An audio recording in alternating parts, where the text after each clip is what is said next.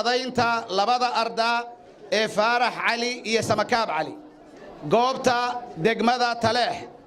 taariikhda 8 bishii 12aad 2018 geedu socodka nabadaynta labada qoys ee khilaafkoodu toddoba jirsaday wuxuu soo maray waayo kala duwan oo taxane ahaa sidaas darteed waxa uu soo kala dambeeyay gudiyada kala ah gudiga qabanqaabada iyo dhigista gogosha nabadda ee beesha Nuur Axmed oo ka koobnaa 26 xubnood bilaabayna shaqadooda bishii Maarso 2018 waxa ku soo xigay erga uu hogaaminayay Garaad Saleebaan Garaad Maxamed Garaad Maxamuud ayaa soo gaaray degmada Taleex 28 bishii 9aad 2018 ergada uu hogaaminayay Boqor Burhaan Boqor Muuse Boqor Yuusuf ayaa timid degmada Taleex 21 bishii 11aad 2018 kana koobnayd 18 xubnood ergadan ayaa reer Taleex waxay ku soo dhaweeyeen si maqaam sare leh waxayna markiiba la kulmeen Garaad Saleebaan iyo gudigii dhexdhexaadinta ee Nuur Axmed kulankaas ayaa waxa ka soo baxay qodobadan koow in laga soo saaro hal gudi ergooyinka isugu yimid Taleex labo in lala kulmo labada arda ee Faarax Cali iyo Samakaab Cali si loo guda galo wada hadalsiinta labada qoys markiiba labada arda waxay soo dhaweeyeen nabadaynta ay ergadu wado shirar iyo wada hadal dheer kadib wuxuu ogolaaday ardaaga Faarax Cali hindisihii isimadu ay wadeen ee ahaa in ay bixiyaan 8 nin ee shareecadu ku xukuntay Cabdi Samad Cali Shire iyo ciidamadii uu watay iyo waliba dhaawicii isla maalintaas dhacay 30 November 2018 ergadu waxay ka codsadeen labada arda in qolo walba ay soo magacawdo 21 xubnood oo matala wada hadalka oo u matala wada hadalka labada qoys taariikhdu markay ahayd 3 bishii 12aad 2018 Allah mahadi waxa furmay wada hadalkii labada arda kadib markii isimada iyo culumadu ay dhaariyeen gudiyadii labada qoys ee 42 xubnood ahaa taariikhdu markay ahayd bishii afraad taariikhdu markay ahayd 4 bishii 12aad 2018 wada hadal iyo gorfayn kadib waxay gudiyadii labada arda isku waafaqeen qodobadan kow labadii nin ee ugu horeeyay ee la dilay waxa loo daayay sidii hore ee labada arda uga heshiiyeen labo 10 nin oo shamba dhinac ka dhimatay waxa ninkiiba laga soo qaaday 53 halaad oo la siinayo dadkii xaq u lahaa taas oo la bixinayo kowda bisha shanaad 2019 hadii alla idmo saddex dhaawaca labada arda waxa loo ballamay in la simo kowda bisha shanaad 2019 hadii alla idmo afar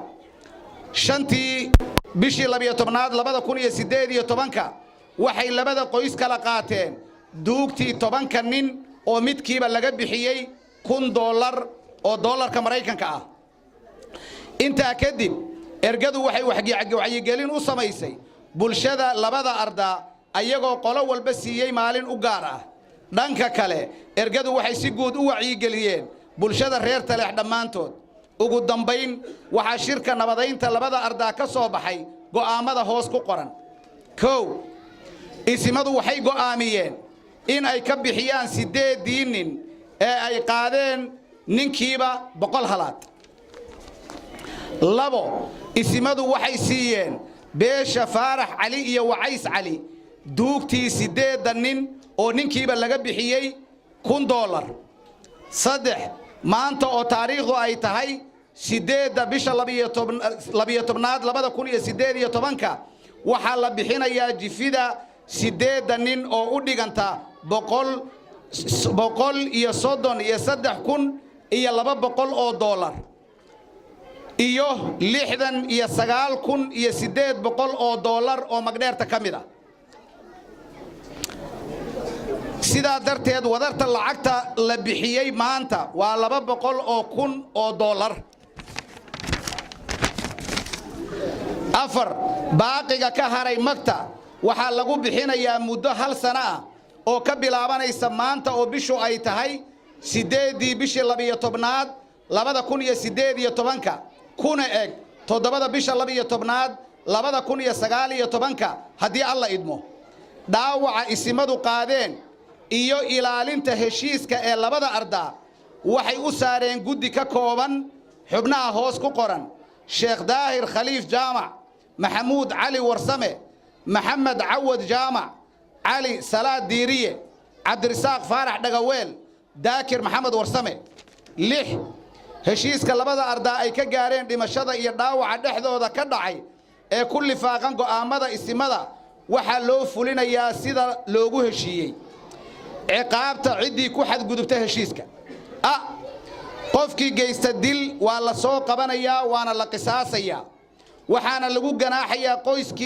qoyskii uu ka dhashay $10,000 iyo qorigii uu wax ku dilay oo la keeno haddii la soo qaban waayo gacan ku dhiiglaha waxaa la soo xirayaa eheladiisa ugu dhow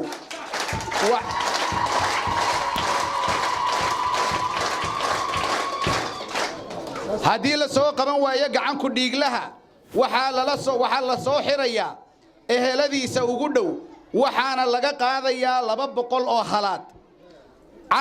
qofkii sameeya isku daydil ama khalkhal geliya nabadda waxaa lagu ciqaabayaa asaga iyo qoyskiisa ganaax $5,000 xabsi isaga la xiro iyo dhibka uu geystay intuu la eg yahay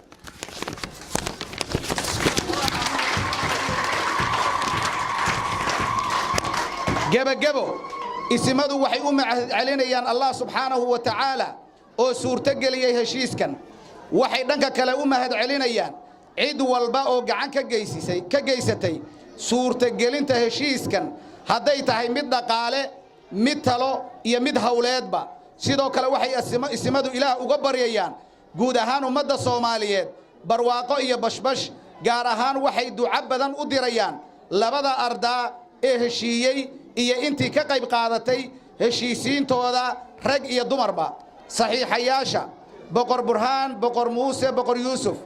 garaad saleebaan garaad maxamed garaad maxamuud suldaan cabdulqaadir cumar shabeel suldaan maxamed axmed cabdulle burtille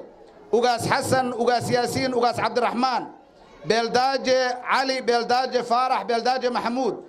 ugaas xuseen ugaas maxamuud ugaas qorane suldaan ciise maxamed ciise garaad cabdisalaan xasan maxamed ugaas maxamuud ugaas cabdullaahi ciise ugaas maxamed sahal mayal suldaan jaamac xasan ibraahim suldaan abshir axmed jibriil sheekh cabdiwaaxid xaashi xasan iyo sheekh fuaad maxamuud xaaji nuur waa mahadsantihiin allahu akbar walilaahi alxamdu ilaahay ha barakeeyo